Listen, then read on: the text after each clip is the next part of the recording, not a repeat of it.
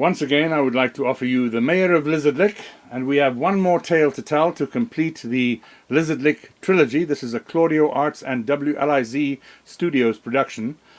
The WLIZ Studios is Mayor Charles Wood's own video company. Downtown Lizard Lick. That's right.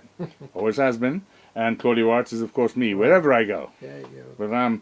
Whether I'm hanging out under a bridge or in Lizard Lick. I'd like to offer you The Seventh Son of a Seventh Son, a tribute to Connie B. Gay. He was the grand-great-uncle of a friend of mine, and the seventh son of a seventh son. Possessed by ambitions the hand of destiny would define, as it bore his country passions on a legendary run. Once a haven for romantics, with shattered virtues to convey, as he yielded them the airwaves and acknowledged them with pay. From Johnny Cash to Elvis Presley, Andy Griffith and Jimmy Dean, Patsy Cline, Roy Clark and Eddie Arnold all commenced to make their scenes. And, he had a lot of the greats were on his program. He owned a radio station. Matter of fact, he owned quite a few radio stations.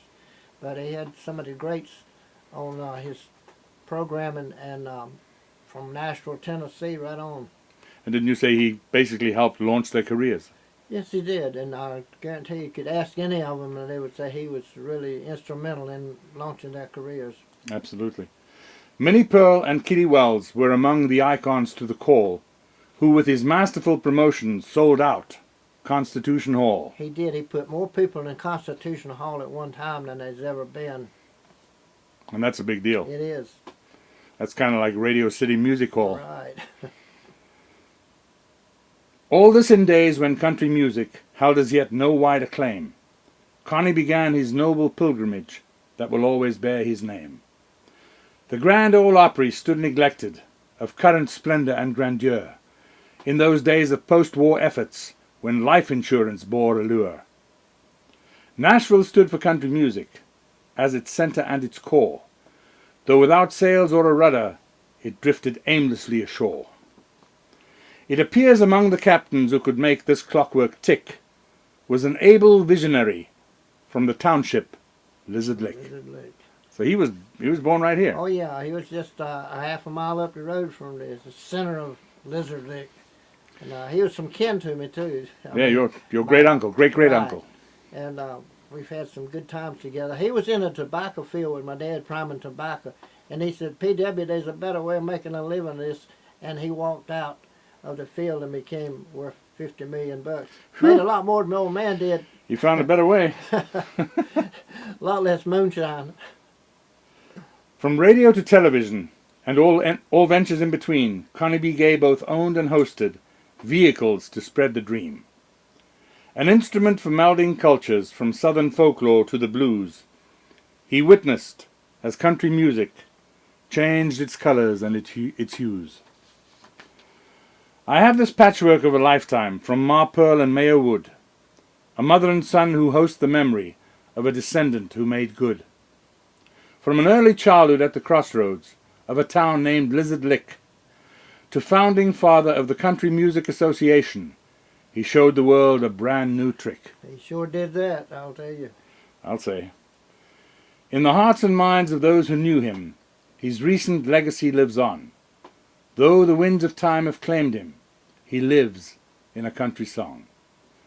And should you care enough to pay a visit, or simply homage to his name, you will find his life a recorded history in the Country Music Hall of Fame. You know, Connie was just a country boy, and you couldn't get the country out of him, but he projected that everywhere he went. He came by my shop one time and had a chauffeur-driven limo, and they motioned for me to come over, and I sat down in the car with him, and he had his air conditioning on. I said, "Johnny, it's just too cold in here. It's cold enough to kill hogs." So he had a good sense of humor, and the country never left him. No doubt, no doubt. I remember meeting him one time. I know I got a telegram from him, thanks to you, because you had nominated me Poet Laureate for Lizard Lick, and I think he accepted because he'd already heard my work. We sent him tapes and books and so on. Yeah. You're a legend of Lizard Lick too, you know that, don't you? But I'm behind the camera, so you can't see me. We'll have to take your picture one of these days. One of these days. Why don't you hold up that picture of Connie B. Gay very briefly? And let folks see this that. handsome guy here. Lift him up a little more. There we go. And you can put him back down. All right. Yeah. And of course you can Google him. Yeah. Connie B. Gay. Yeah. That's the Google is something else. I'll tell you. It knows don't even everything. need a dictionary anymore. It went further than the Lizard Lick University. It was going on.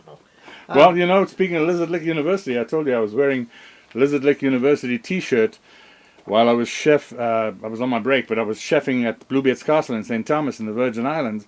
And I'll be darned if somebody didn't walk off the street and say, Claudio, well, you didn't know me by name, but said, hey, I know Lizard Lick University. That's in near Zebulon. Yeah. And I said, where are you from? And he wasn't from that area, but he knew. It's amazing how many people know us because of Lizard Lick. That we don't know them, but they know us. I know everywhere I go, there's somebody, hey, how you doing, Mayor? Yeah. And I don't know them a bit more than nothing.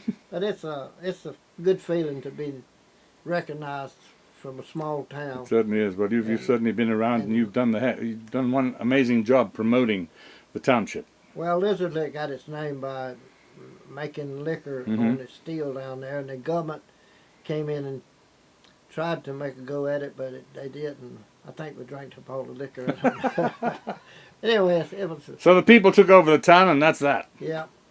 Well, Claudio, it's been great talking to you, and I appreciate you being the poet of Lizard Lick. You've backed us up on many of occasions.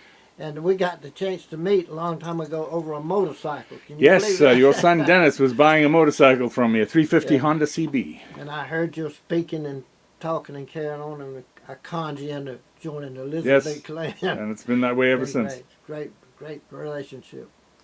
Well, so herewith we conclude the Lizard Lick trilogy. Thanks for tuning us in. Cheers. My pleasure.